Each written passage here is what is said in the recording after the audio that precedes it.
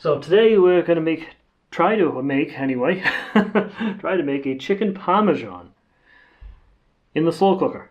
This is only my second time using the slow cooker, but I figure I've got electricity here and I've got the time. Why not enjoy it? So we got this is a simple one.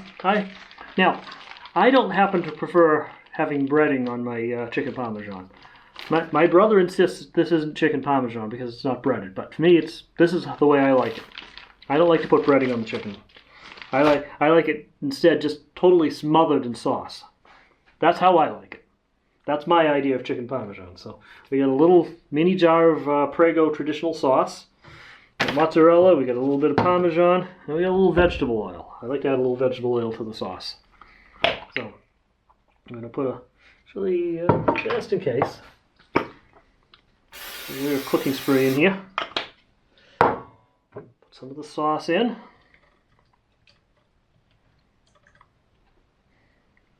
A bit of vegetable oil to it.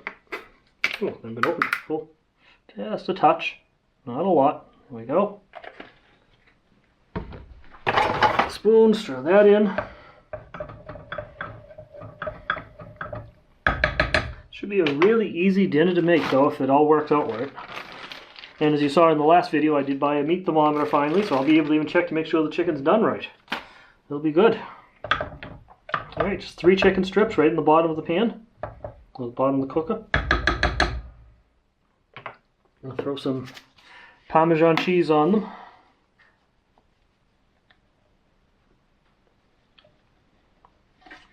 There we go. And then we make sure they're totally covered in sauce on top too.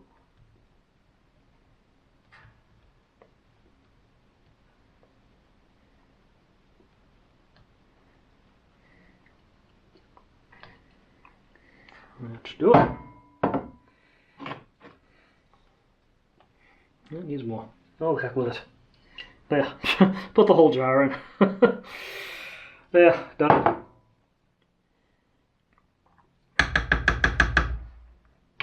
Alright, now the question is, should I add the mozzarella cheese now, or should I put it in when it's close to done? I think closer to done is a better time to put the mozzarella in. So, I think that's what we're going to do. We're going to hold off on the mozzarella. We're going to add a little bit more vegetable oil to the top sauce. There we go. Stir that in a bit. Check my messages, see what I'm getting now. Nothing important. Alright. Another layer of Parmesan on top. I'll add the mozzarella towards closer to the end. So now we're going to bring this over here because there's no power in the kitchen area. So I can bring that over there to where there's some electricity to plug into. So let's do that now.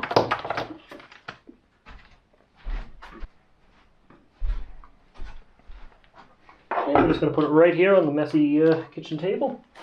Plug it into the power strip because this thing doesn't draw much power anyway. And I'm going to put it on high. And that should be all there is to it. Now we're going to wait a little while. I have no idea how long, but we'll check it with the meat thermometer when I think that it might be getting close to done. Well, that's cooking up. I'm going to get out of the cabin for a bit. Yep, there's smoke coming out of the chimney, alright. Fire's nice and warm. Yeah, I'm going to sneak out this way here. Trudge through the snow a bit here, but I think this could be a more interesting route to take. There's a trail right here that will lead down to the other trail. So why not? I go the long way. I can go this way. Lots of little prints all over here. Squirrels, bunnies, all kinds of things running around here. Yeah, I'm not going to do a big walk. Probably going to head over to like the upper meadow area. Check that out. See how that looks in the snow. And see where I go from there. I only have about an hour of light, so it's not going to be a big hike or anything like that today. I just want to get out of the cabin for a bit and do a little bit more hiking. Yeah, this trail just goes on and on. The fun part is I got to get back up again when I'm done. And that's all uphill up that way. There's no way of getting back to the campsite without going uphill. So, one way or the other, I'm getting my workout here. Hey, guess what? It's time to go exploring again. I don't know where this trail goes. Let's find out. Obviously, hasn't been used in a while. Not being maintained. I don't even know if it goes any place. But it shows up on Gaia Maps, so it is a legitimate trail. You can still tell there's a trail here. I just want to see where it goes. Probably nothing down here. Especially with this down tree here and everything. Oops. And I want to see if there's anything down at the base of this. Well, that's certainly anticlimactic.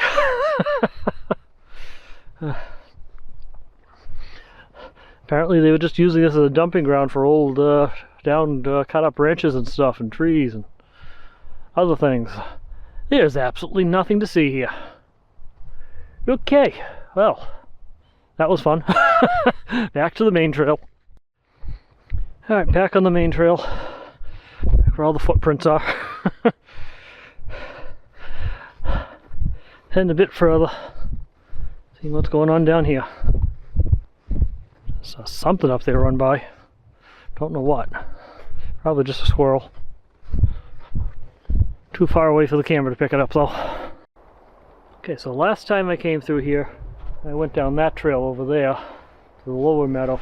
This time I'm going to take this trail, which should take me to the upper meadow, if I remember correctly.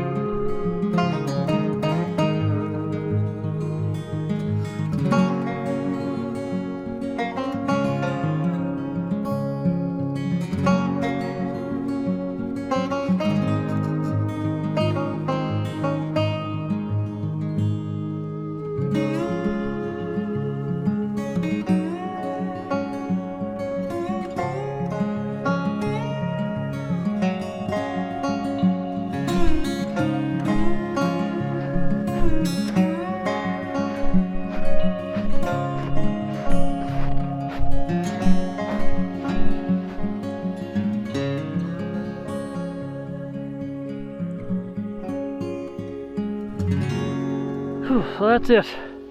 We made it all the way out to the other side of the upper meadow here. I just wanted to come down and far enough to see what these signs over here said, and all they say is the Mohegan Mohawk Trail's that way and the nature trail's that way. But I'm losing light fast, so I have to start working my way back to the cabin now. As much as I'd like to continue exploring, but running out of daylight very quickly here, so time to go back. Oh, that was a bit of a hill climb in the snow and that, but we're back at the cabin again. And this has been on here for about 2 hours now. So from what I've read online on High, should only need about an hour and a half to 2 hours to cook the chicken up. So let's find out.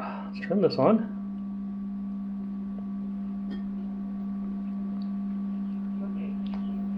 Looks good. Shut this off here. Let's see. Just gotta find one of the chickens.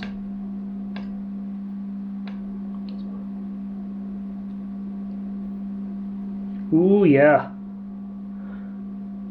172. Yep. And another one.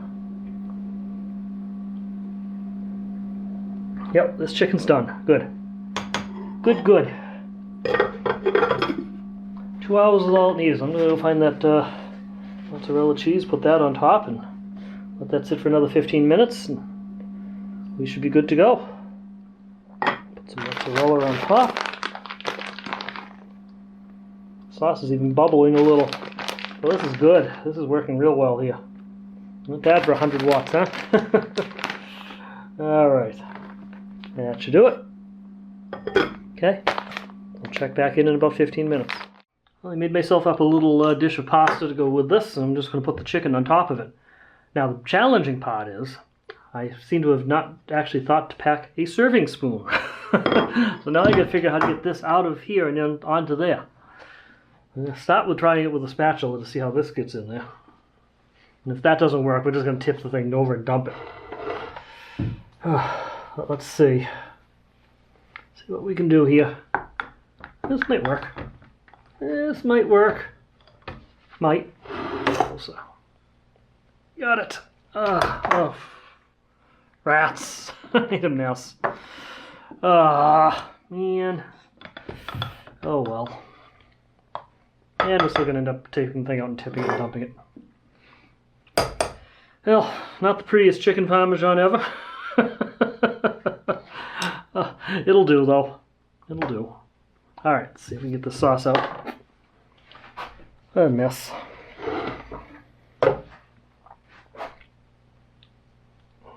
Oops, drop the pan here. Oh, this is a disaster. Remember, pack serving spoons. Oh, it's leftover sauce here. Alright. I guess that'll do. Let's find out how it tastes. Oh, what a mess.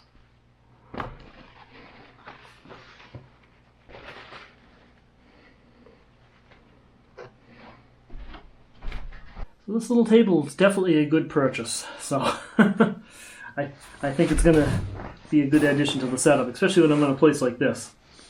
So, and yes, it's time for another root beer review. So today we've got Always Ask for Avery's Gold Coin Beverages. Avery's Bottling Works, New Britain, Connecticut. So this is not part of that other brand there from Wisconsin or wherever it was. It looks like it has a twist top. It's just hard. Alright, stand by. I gotta grab a paper towel.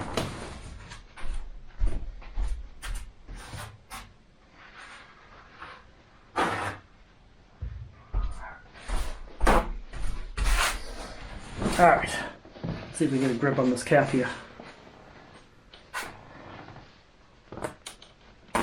Got it. No fizz, that's already a bad sign. No fizz at all. Alright. Let's see how it looks anyway.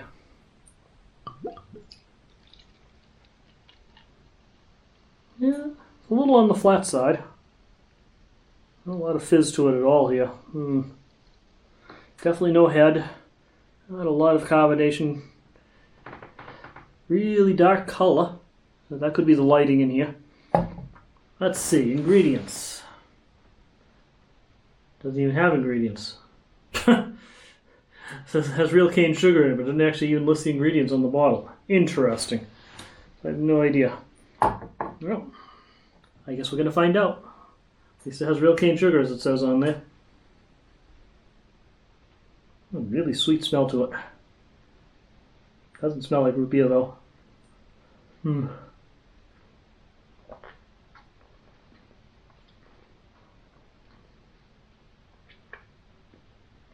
No, I'm going to have to give this one a thumbs down.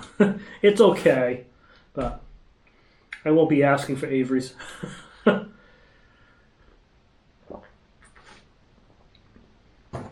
a weird taste to it. It tastes more like a combination of root beer and cola. The place it says root beer on there is right there on the cap. So, oh, hey, there's the ingredients. Here we are. Carbonated water, sugar, caramel color, natural flavors, citric acid, gum acacia, preserved with sodium benzate. Yep. Yeah, it's okay. It's very sweet, but it doesn't really taste like root beer. So that one won't go off the top of my list. Anyway, let's see how this chicken parmesan came out.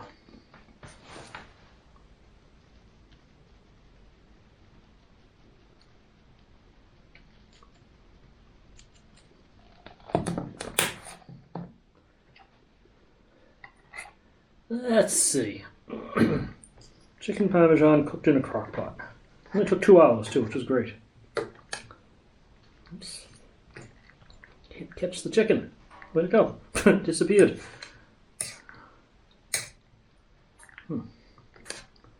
There it is. Oh, that was good. The longer cooking time really got the sauce flavor embedded into the chicken. Oh, that's good. I like this. I'll try this again. Wow.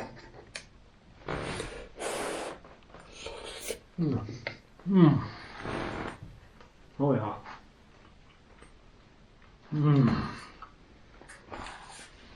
2 thumbs up to the chicken parmesan. All right. So I'm going to enjoy my dinner, and I think this is actually where I'm going to end the video tonight. Been a fun day, and there should be one more installment for the trip back home after this. So I'm going to say thanks for watching. If you haven't done so, make sure you hit that subscribe button down below. And remember, slow down, enjoy life, and always be kind.